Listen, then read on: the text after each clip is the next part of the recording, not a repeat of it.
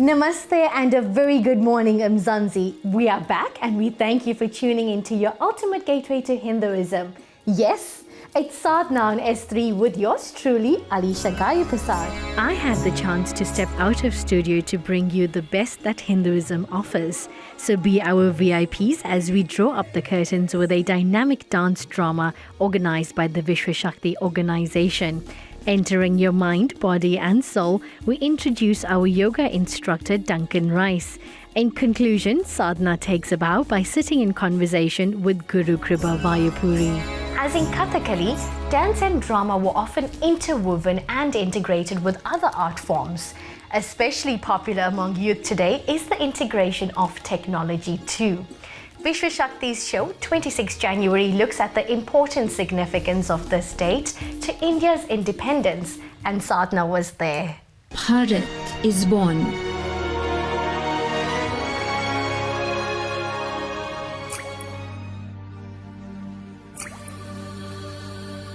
What do you expect from this event that's taking place? This event is part of the celebration of India's 75th anniversary of independence. This we call in Hindi Azadi Ka Amrit Mahotsav. And in this dance drama, we are showing the speciality of India, and the history is also included in this drama, and the South African actors and assimilation with that energy which is universal. We invoke universal energy to embrace and accept everybody. Tell me, how did you go about preparing for this event? I think for almost 3 months, Vishwashakti team is working hard for making this drama happen. And they are, I gone through the rehearsal, then I found that they are doing a very good work, and their presentation is going to the heights of perfection. So I hope you all people in Sibaya Isudulu Theatre will enjoy it. Well, the Vishwashakti started some 21 years ago. And we found there was a gap in the lives of people, and that's where Vishwashakti was born, to create opportunity for all people in the community, whether it's youth, children or adults or senior citizens. And we don't like to use the word empowerment because we don't believe we can empower anyone, but we do create opportunities where you can empower yourself. People call me Mother India. From ancient times, my story was like a roller coaster, exciting at times, dizzy spells, and really terrifying at times. My name is Sheetal Singh Tulsiram, and I'm one of the senior members and kids here at Vishwashakti. So my role in this production is one of the choreographer and one of the participants as well.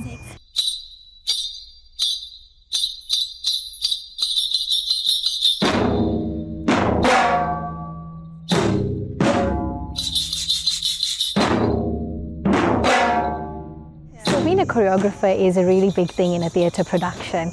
Tell me, how has your journey been with this production itself as a choreographer? With Vishwashakti, growing up with them, attending their camps and attending their many shows, it has molded me from a young age to embrace that creative skill within myself, to now call myself a choreographer, and it's a proud moment that I can assist and in putting together the shows with Vishwashakti. So in this production we have put together a variety of dances and dance forms. Here we have children that will be showcasing their talents through contemporary, Bharatanatyam, Kathak, semi-classical, Bollywood and traditional dance as well as yoga chop from India. So we're using all traditional methods and combining them with our Bollywood character in this production. Traditional yet versatile. Correct. Absolutely wonderful. And what do you expect out of this production? Well, all my expectations have been met. The feeling of being on stage with Vishwashakti, with the other participants, has been overwhelming, and it's just been amazing just to be back on stage with the participants and just putting out the message that we are proudly Hindu and we are proud of our Hindu heritage, as well as being proudly South African. So we're glad that we could share the message.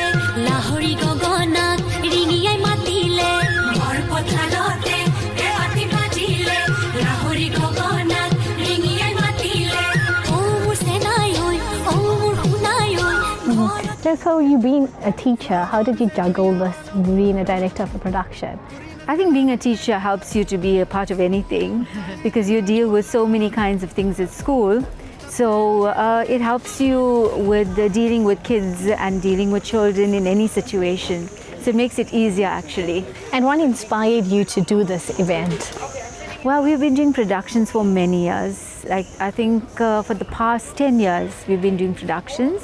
So this was just like another production that the Indian Consulate had asked us to actually do for them, and it was really exciting because we learned a lot about about Bharat and about so it was a learning experience for us as well and a really inspiring experience. We're always learning every day. Yes, yes. Nice round of applause for them. What an amazing initiative they started this all off. I hope it's not going to be the last. I hope it's going to be the first of many for this year. In fact, I also wish that every single South African gets to watch the show. I hope this plans to take it all over the country. I just witnessed the 26th January event. Oh, it was so pleasing to the eye. There was dance, there was drama, acting, incredible acting. What a sight. You have to catch it.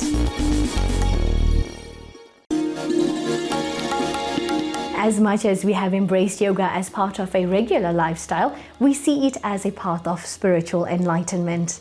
Sharing the same sentiments, I introduce to you our yoga instructor for this season, Duncan Rice, as he talks to us about his journey with Hinduism and its ancient practice of yoga.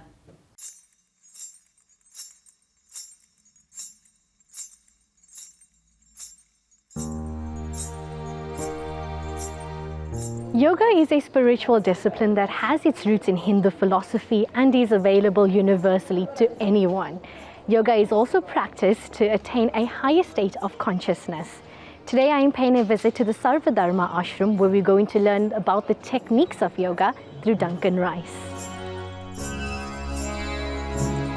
Most of the time you spend teaching and training yoga to children at the Sarvadharma ashram.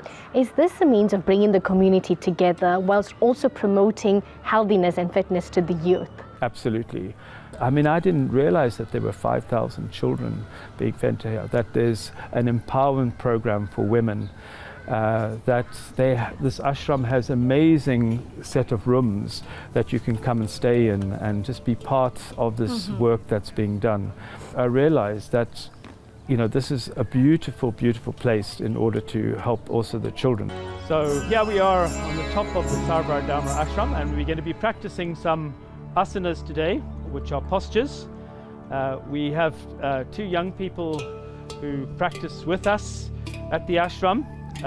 This young man has been with the ashram for many years. So we're going to show you now the tree posture, which is called Vrikshasana. Tell me a little bit more about yourself. I grew up in Cape Town and I left South Africa, in fact, during apartheid to live in exile, because I would have had to go into the national service. And I was always a peaceful boy and an activist for the rights of animals as well. So war to me wasn't a thing I was going to go into. So I had to leave South Africa, and initially I was a drama teacher, in fact, in the UK, in Cambridge. And then I eventually ran my own drama school in Ireland and came back to South Africa in 2005 to run a drama school in Cape Town. So that's my one life, but during the course of this I started to realize that I was really stressed out, and I then realized that I needed something to de-stress myself, and I dipped into this yoga, and from then my journey has started, and your life has changed. Yeah, my life has Then, changed. if you can, you're going to see if you can bring your heel up as high as you can, up your leg, without compromising the knee joint, if you can. So try and void the knee joint, and then you're going to bring your hands to the heart center, and when you're ready and you feel the balance, you're going to slowly take the hands up. Keep looking at the floor in front of you and stretch up with your hands. Try and stretch to the sky and feel the grounding in the left foot into the ground. Now, yoga can be interpreted in many ways. Some may see it as spiritual bliss, others may see it as an exercise to improve their health, and some may see it as mastering the asanas. But what does yoga mean to you? What can yoga teach us? And do you think it can transform lives? In my own discovery of yoga, I've realized that these beautiful ancient teachings have come from way back, nearly 4,000 years ago, and they've even found some sculptures in the Indus Valley of people sitting in Padmasana, the lotus position, and but then, you know, the Vedic teachings started to show this beautiful practice of yoga. Now, the understanding in the West is that it's just a purely physical exercise, but for me it's a much deeper, it's a path to self-realization. And this is the way I teach my yoga here in Durban, and when I was teaching in Cape Town as well, is to help people on this journey of self-realization. Duncan, I am aware that you studied yoga in India. Hence, take me through your journey towards Hinduism and yoga, and what was the pulling factor for you? So my initial journey to India took me to Mysore, or Mysuru, and on that journey it was just about to go and discover more about yoga. So I went to study a yoga teacher's course, but not with the intention of teaching yoga, just to deepen my knowledge about these philosophies and understanding. And through that, my life transformed. And I think for me, going to the source of yoga, India, is for any yoga teacher, it's the best bet. And so now we're going to come into the posture or asana called Bhujangasana. So we're going to come to lie on our stomachs.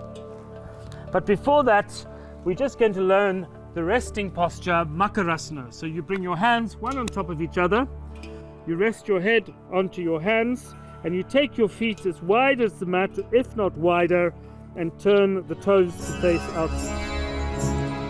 So this ashram is helping and empowering young people from very difficult circumstances in the community. And the yoga is part of this. It's part of the children learning discipline, disciplining their minds, calming their minds, giving them skills to help them in their studies. And also keeping them fit as well. So it has a huge benefit in the community here. Closing off, Duncan, you come from a different racial background and a different cultural identity. So do you think Hinduism is a way of life, and can any other race adapt to Hinduism easily? That is such a beautiful question. Yes, Hinduism is a beautiful way of life. The philosophies of India, as I like to call them, because Hinduism was a term that was given by the Mughals and the British, and to bring together a whole series of beautiful philosophies of how to live our life. And if you read the Vedas or any of the ancient texts, you'll see some beautiful teachings of how to live our life, be happy and content. So yes, it is, anyone can become part of this, and this is what I love about these ancient teachings. Well, thank you so much for talking to us. It was a pleasure, Duncan. I'm sure your yoga practice as well as this ashram is going to continue growing strength to strength. Yeah, well, we hope so. So this for me is my seva, so my service. We want to try and bring as many people to do yoga as possible. That's lovely, Duncan. Thank you so much for giving us your time. Namaste. Namaste. And then bring the hands to the heart center. Place the hands on the hips and bring the foot down. Part the legs and grab the left wrist with the right hand. And close the eyes and just feel the energy moving through your body, either as warmth or cold, a vibration, or maybe even a sound.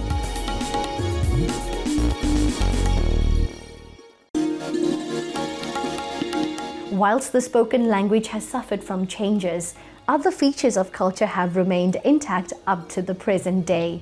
I had the honor of sitting in conversation with Guru Kriba Vayapuri to learn more about the incredible Tamil culture. Let's take a look. We recently met with him at the Woodhurst Multicultural Centre where they celebrated the Tamil Heritage Month. So let's have a chat with him and find out more about the Tamil culture. The Tamil culture, we're here to talk about celebrating the Tamil culture and the heritage.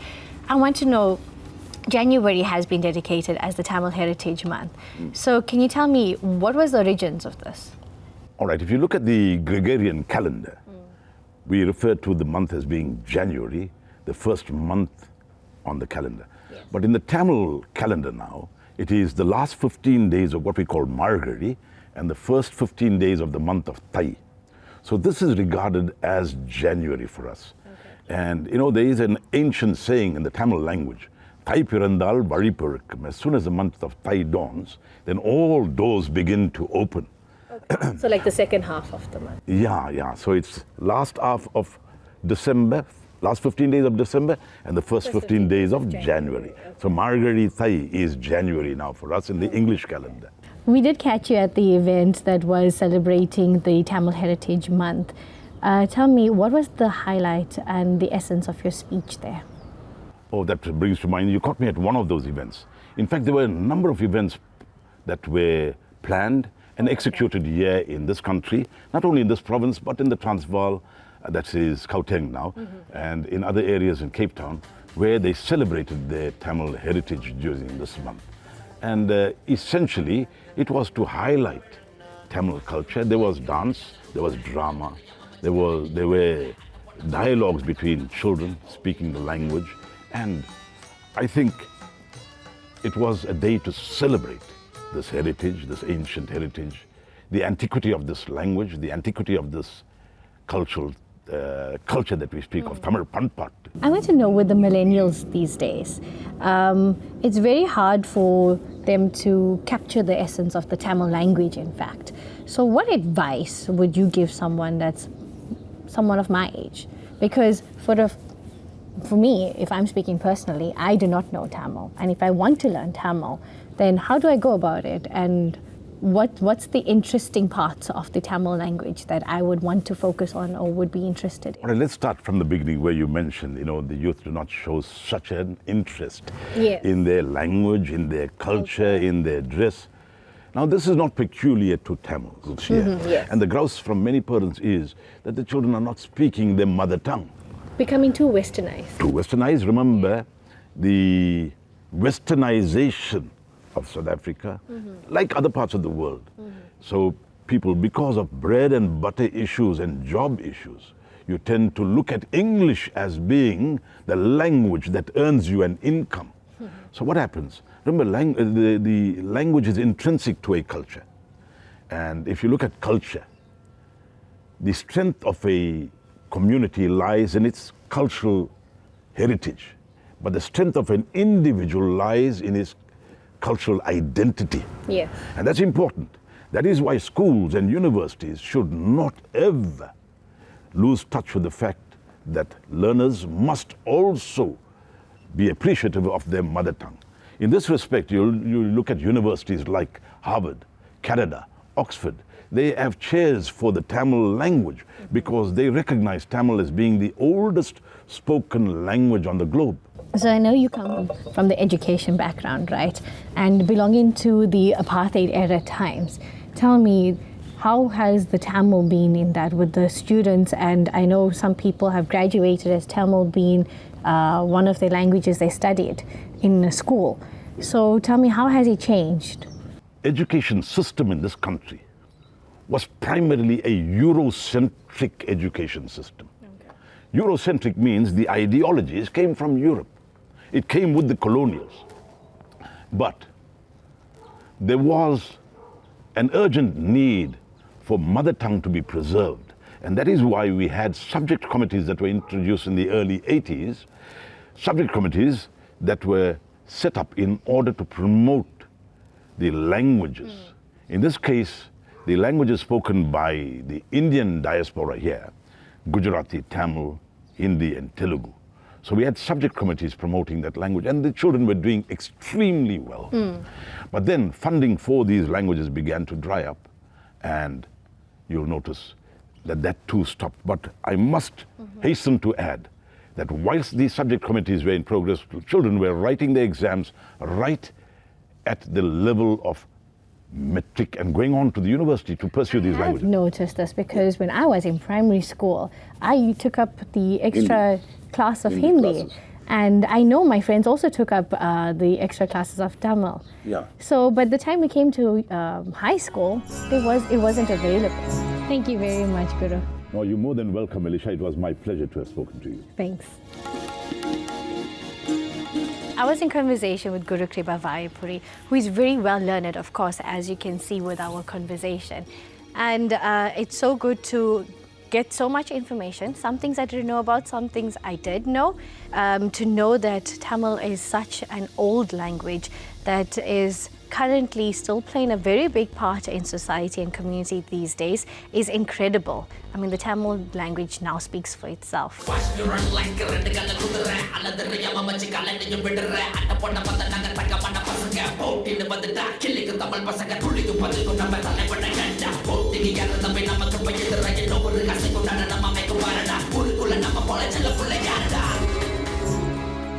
Radhanath Swami once said, "The essence of Hinduism is the same essence of all true religions: bhakti or pure love for God and genuine compassion for all beings." Please subscribe to our YouTube channel, Sadhana the Inward Path, or follow us on our social media platforms and spread the waves of sadhana into the world. Vanakkam.